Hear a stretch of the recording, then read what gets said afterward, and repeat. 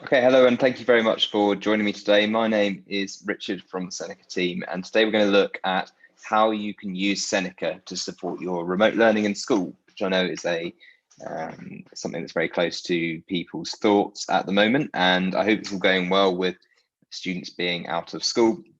And I'm hoping to be able to show you some ways that which Seneca can help.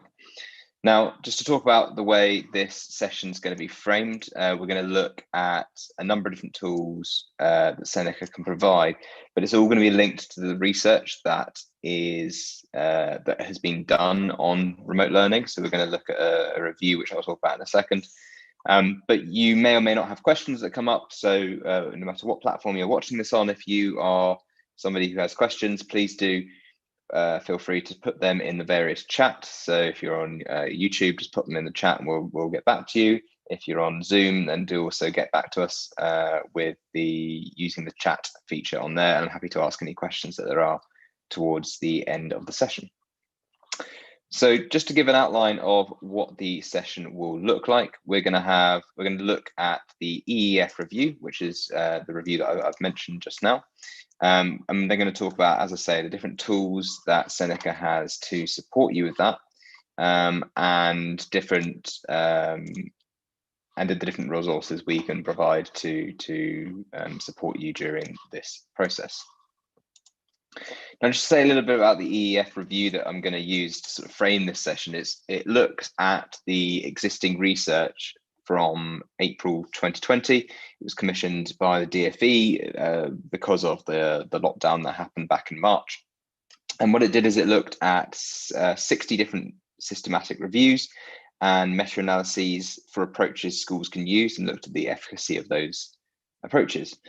And some of the key things to consider, there are 5 basically key things to consider that when we're looking at implementing these strategies to support remote learning, or supporting parents in the remote learning as well. Now, the first suggestion is that teaching quality is more important than how lessons are delivered. And that's really valuable and really heartening, if you like, and really reassuring that the way we have, that we still have the option to deliver content remotely and still improve student outcomes. So it's reassuring that we know that students can learn through remote learning and that high quality teaching is still high quality teaching. So it suggests that you could review your practice and make sure that there are elements of effective teaching present. So exactly that stuff that you'd normally do in the classroom, making sure that that is still clear and present in your teaching. Things like, are your explanations really clear? Are you scaffolding to build on prior knowledge? Are you providing timely feedback for students? All that stuff that you do in the classroom still applies now. And it's also reassuring that that is more important than how or when the teaching is provided. So there's no clear difference in the research between delivering something in real time or delivering something recorded in when it comes to online lessons. Now, your school may be saying something different, and I don't want to go against what your school is saying, but what the research shows is that there's no difference between those two different options. So an example that they give within the review is of how to structure a lesson is that you might explain a new idea live or in a pre-recorded video. And then what matters is whether the explanation builds clearly on the student's prior knowledge and how the pupil's understanding is subsequently assessed rather than necessarily the method of delivery. Now, some ways that we at Seneca can support with all these things are through supporting you, first of all, with high quality teaching that's evidence-backed. And the first way we do that is through our writing style. So we make sure that the way we write our content reduces cognitive load to support students to learn as effectively as possible. So some of the ways we do that is making sure that we use sentences that don't refer to previous sentences. Every sentence will stand alone and make sense on its own within Seneca. And we also provide automatic differentiation. So the work that you would normally do to differentiate work for students in class is automatically happen, and it's done on an individual by individual basis. So as students go through answering questions, the system basically picks up what students do and don't understand based on the content that they see. so that you can, so that the more support is given to students who are really struggling, or some extra guidance is given to those students who are doing really well, and they're sort of pushed on to do better and better. The other way that was talked about in this first section about high quality teaching was feedback. So we provide feedback for pupils instantly. So as students answer questions, they are given the answers straight away to their queries. So you can basically see that with this feedback mechanism, students are able to develop their understanding even when they're not sure. And then in terms of assessment and you assessing understanding and using that to influence future planning, we have the data that's available on Seneca through your teacher account. So that is available there and ready to use as soon as your students start picking up work. And this will be on a topic basis. You can see just how well students do in each individual topic. Now, also, again, think about differentiation and think about your way you use the data we provide to influence future planning. We provided you with what we call a smart reassign feature, but it basically uses the data you can just see behind this overlay to basically set really smart follow-up assignments that are tailored to the individual. So what it will allow you to do is basically go through each student and suggest how you reset work to follow up on that activity. So that might be that you reset work that's incomplete, or it might be that their best score is less than 50%. And you can choose how you reset this, but it will just go through each student and set it independently, or sort of set it specific to them and their needs.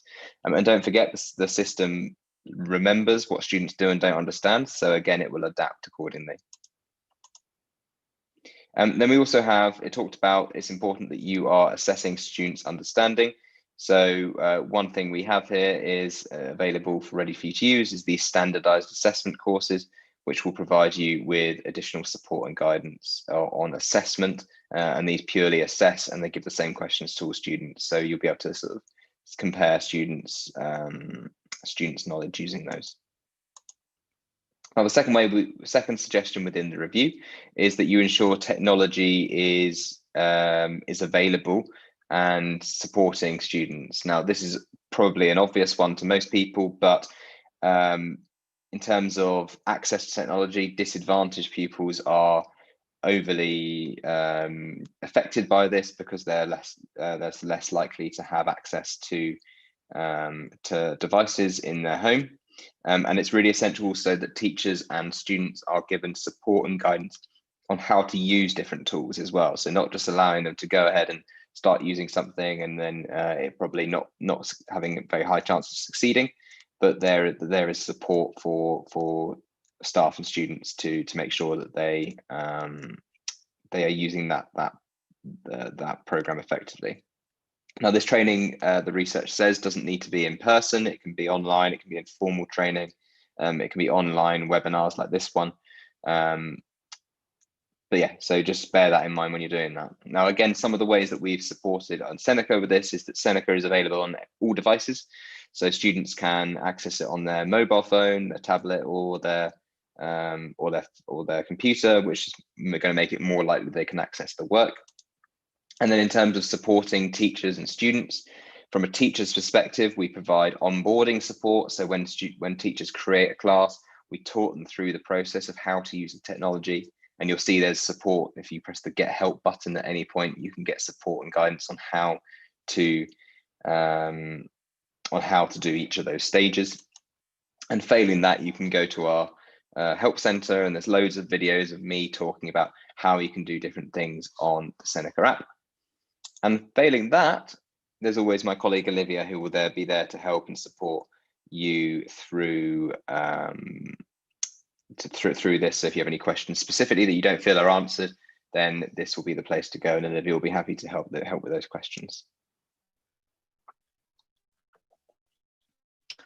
Now, the third suggestion that was made is looking at peer interactions. It says that peer interactions provide motivation and improve learning outcomes. So it's really important that this was to say that this was highlighted in multiple reviews as a really important part of practice during remote learning specifically. So the reviews say that it's important, an important way to motivate your pupils and improve their outcomes.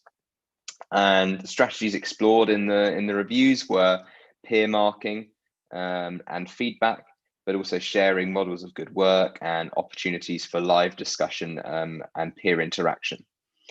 Now, there are lots of different approaches you could take to this, and again, the review acknowledges that not all of these will be appropriate for all students. So you should be changing this to suit the different age groups and the different students that you will know better than anyone. Now, I've worked with a lot of schools over the last 6 months or so that have been looking for something around live discussion of content and tried various different ways of doing it, and try not to make a Zoom call a really difficult, challenging place to manage with people talking over each other, etc. So some tools, so the discussions that I've had with schools have been around what they've been trying to do to support with this. They've identified the challenge, and rather than just saying, well, I'm not going to do it, we're not going to do any sort of discussion, think about how else you could do it. So can you provide shared message boards? Can you provide collaborative mind mapping apps? And one such example of a collaborative mind mapping map is called Miro. And you can set it up in lots of different ways, but you can set it up to look like this if you want, and you can see what everyone's up to. Everyone can collaborate and talk about this, and you can see it all happening in real time. There's also things like Google Docs, which, if you're not familiar with, is basically an online version that everyone can collaborate on and write their own thing. But it's like Microsoft Word, Excel, PowerPoint, and they can go and create and collaborate resources there. But then the other way you can collaborate and include the sort of peer interaction is through the data that you have available on your account. So this is, you would be using things like leaderboards and data that's available to you to sort of motivate your pupils by sort of sharing the leaderboard with your class. So be that on a topic level data in the Insights tab, or this is taken from the Students tab in a class, where you can see the different metrics, sort of high level metrics on like how long people have studied on Seneca and things like that. And students can also see a class class leaderboard for their class, or they can see a global leaderboard for their course. So when they're studying a course, they can see their position, their ranking rise and fall as they complete work or don't complete work, and they can compare that with everyone else on the same courses as them, so they can see how they compare to their peers. Now, the fourth suggestion in the review was looking at supporting pupils to work independently, so you can improve pupils' learning outcomes. So this is obviously the closure of schools, is a really negative thing. It's not something that I don't think any of us would ever want to happen in terms of supporting students' learning, but it has happened, and there are potential opportunities to support students' development during this time. So specifically, the one I'm thinking of when we're talking about working independently is that pupils will have to learn more independently at home.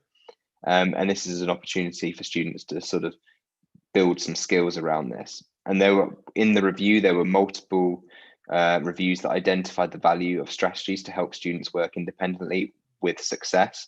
So the examples they looked at were things like promoting pupils to reflect on their own work, or to consider the different strategies they'll use when they get stuck, before they get stuck, to make sure that they know how to access support and what they can do. But there's also wider evidence related to metacognition and self-regulation that suggests that this is particularly advantageous for disadvantaged pupils, because they are likely to particularly benefit from the explicit support that you could give them to work independently. And it could be something as simple as providing students with a checklist of things to tick off each day or each lesson, or a daily plan like you would have in school. Now, obviously, the daily plan is something that they would have if they were in school normally. They'd have a timetable, And I know a lot more schools are doing that this lockdown, keeping to their timetable and sticking to that, to support the lack of routine that students now have now they're working at home.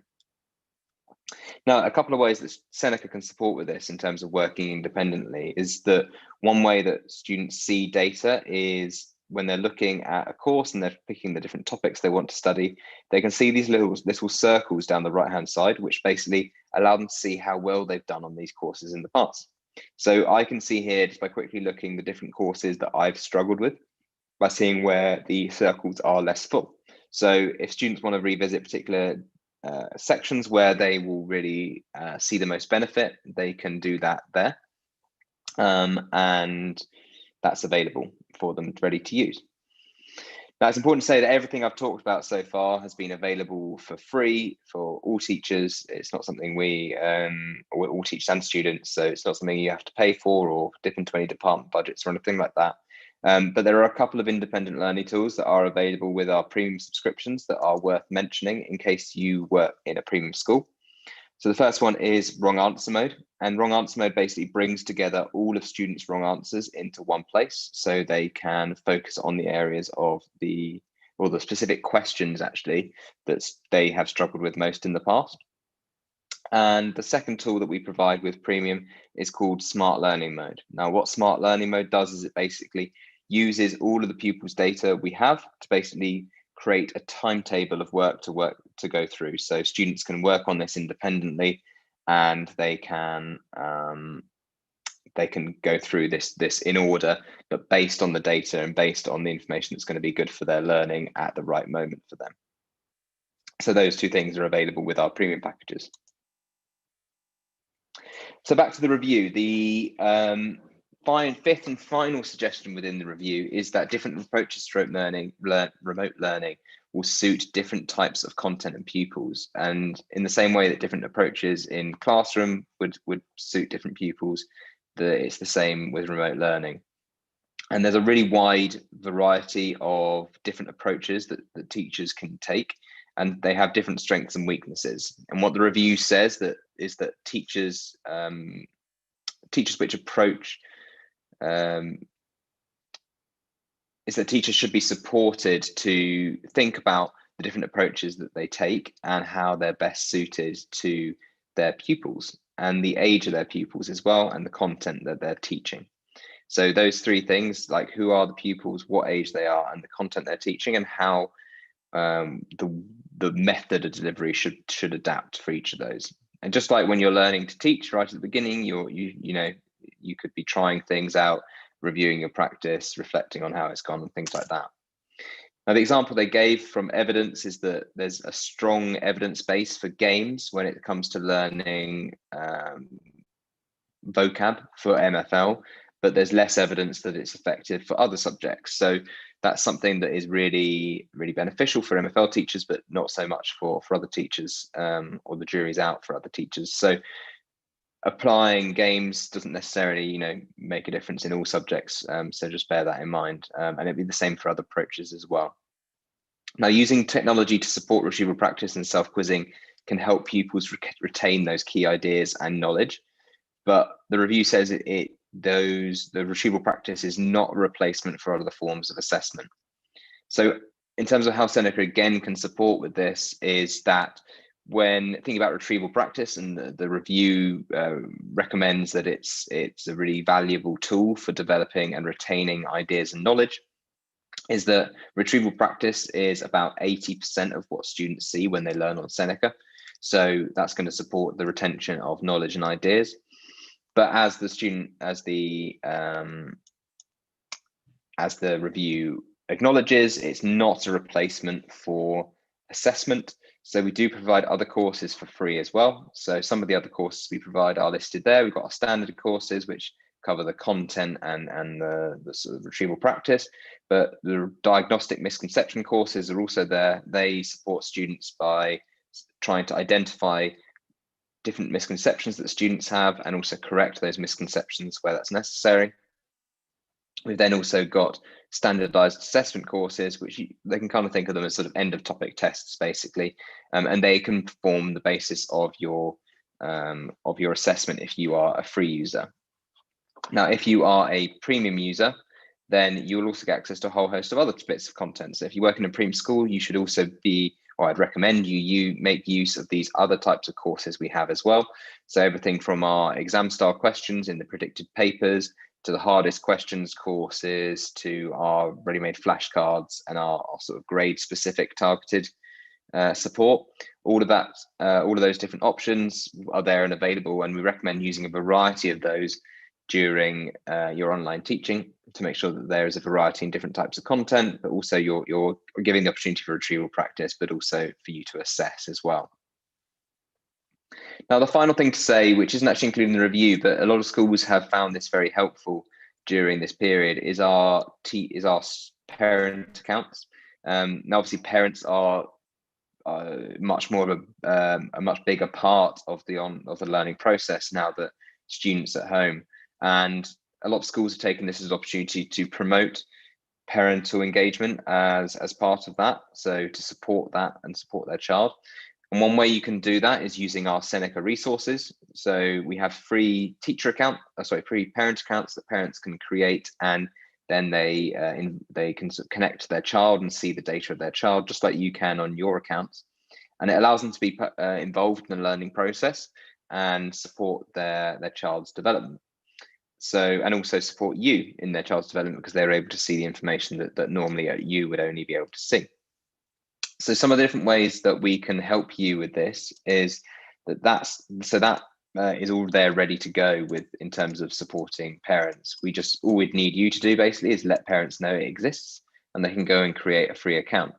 So if you have any, if you want to sort of take this up, there are a few different resources that I'm going to post in the chat now on the various platforms that you can use to promote this. Things like the SMS template, which we found to be the most effective when we've looked at the data of this, but also email templates, cards you can hand out to parents and students, and also sort of instructional videos as well.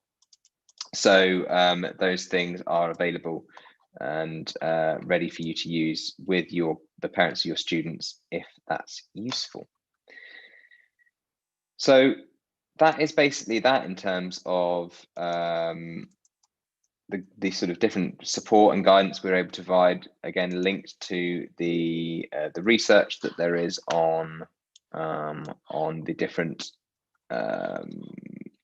tools and guidance and how we should be supporting parents, pupils, and teachers during this time. I hope those 5 points are useful. If you have any questions, now's the time to start to pop them into the chat. So please do start. If you have any questions, just pop them in. But otherwise, I'll just pause for a second to see if there are any questions from anyone.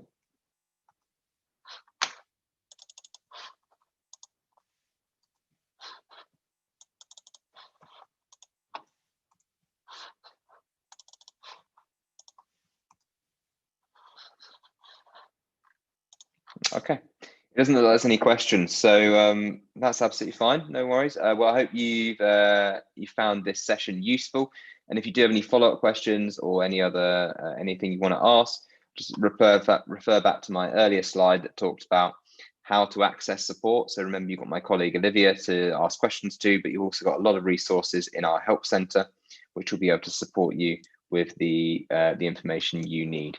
So do feel free to go ahead and start using those with your accounts. And if you're new to Seneca, then please do, go ahead, sign up, create an account, and start using it with your students. Thank you very much for joining. And if you have any further questions, I look forward to hearing from you soon.